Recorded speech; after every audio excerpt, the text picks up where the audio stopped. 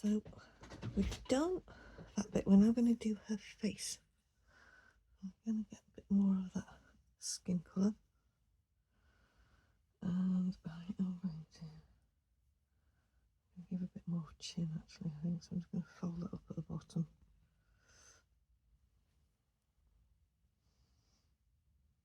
Tuck it in a bit more.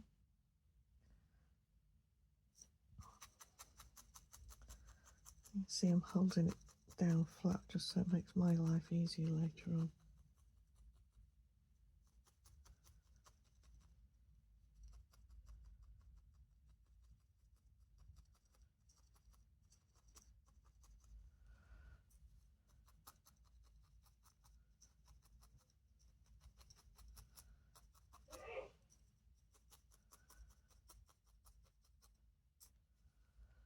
Strap it over the top.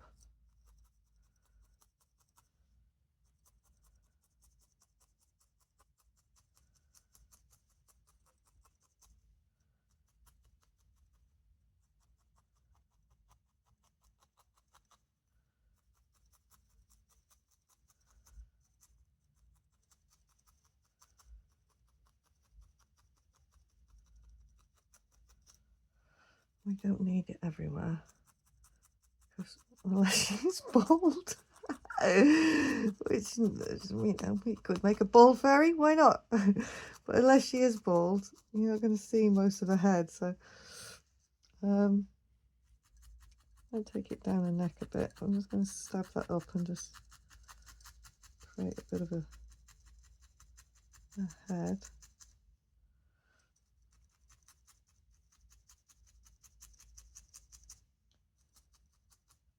I'm not going to give her any features either. So, but again, that's up to you.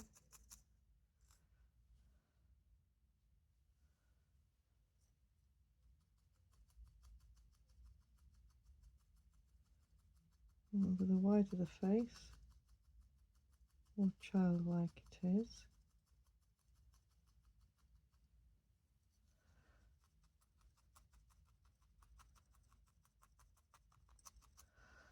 Anyway, we're not going to get it too complicated today.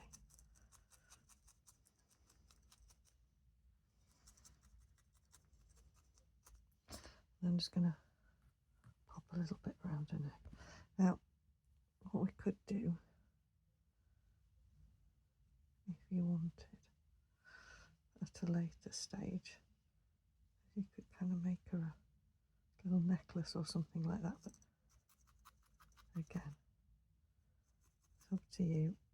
It's yours. It's your little peg doll. You do whatever you like.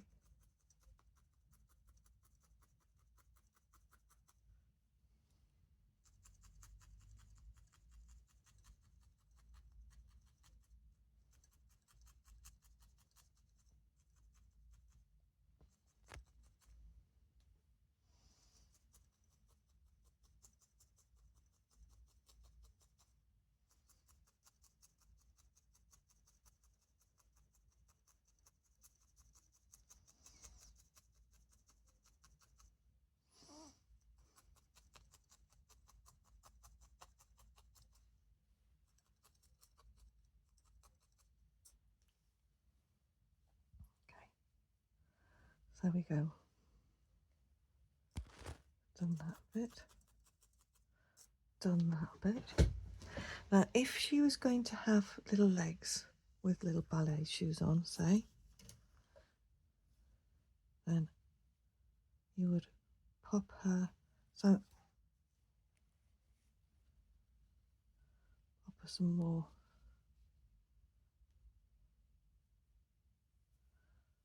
pipe cleaner on.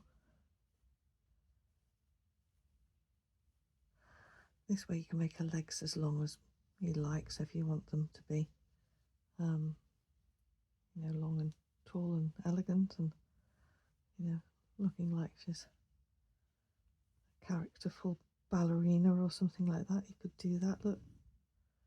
Or if you want them shortened just below the length of her dress, if she's a child fairy, then you make her legs shorter. Look, I'm going to make them about there.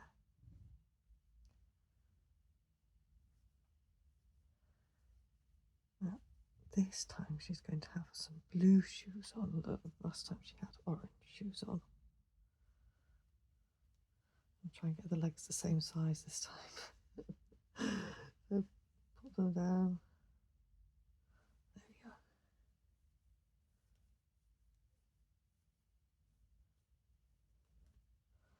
I'll put it to one side again. And the shoes are really nice. Now, you could give her flesh-coloured legs, the same as you've done her face. Nobody's going to see them. There's no point. It's the way I look at it. But if you're going to have a little person who's going to fiddle with this, then you might want to dress accordingly. So again, going round. Maybe you want them to have big long boots. Whatever you fancy.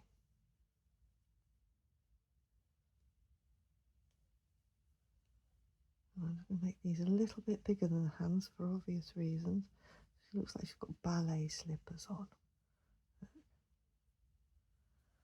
And especially if there are going to be little people and you have got that kind of thing going on, definitely cover it with some wool. Because that is just a danger.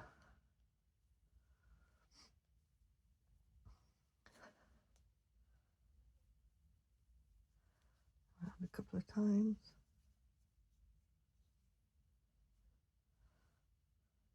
I'm going to use a longer bit. Start with a short bit, that would be daft.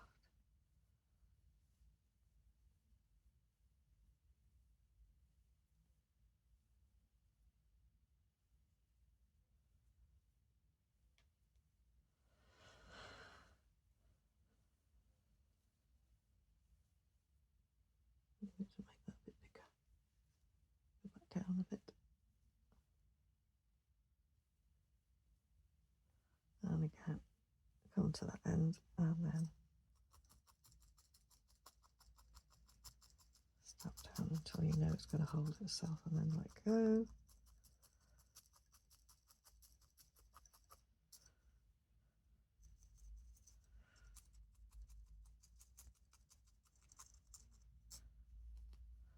It looks similar, so I'm going to, because I've got that bend, I'm going to cover this over.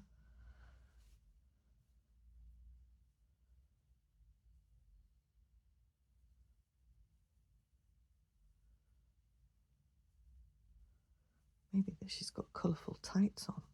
She could have stripy legs, couldn't she? I like the idea of stripy legs.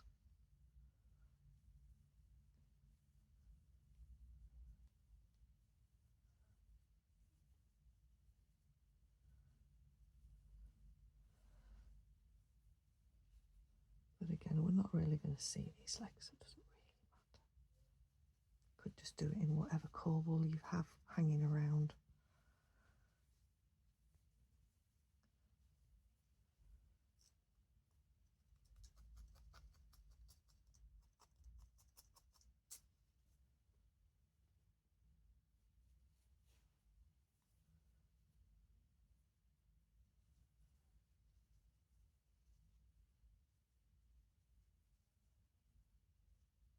Oops. On outlook.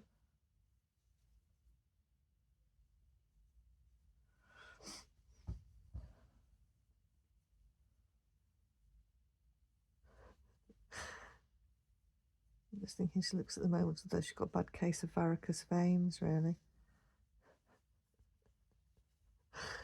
Not helpful.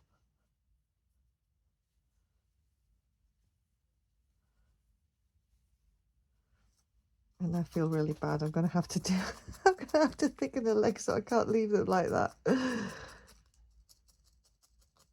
So go on to the next one if you're confident about doing that, or you can just stick with me and see how my idiocy pans out.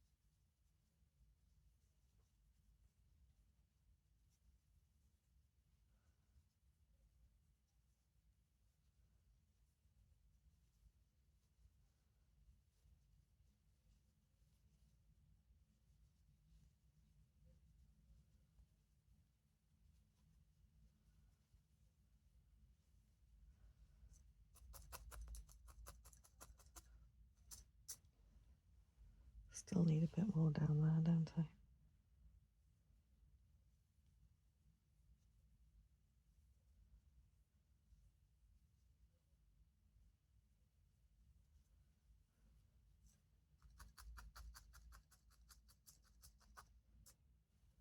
Right. Now we could make them fatter and all that sort of thing, but again, we are not going to be making something that's, well, we're not supposed to be making something that something looks up its dress. Poor thing. Okay, so the next bit we're going to go on to making the dress and finishing her clothing. I'll see you in a minute for that.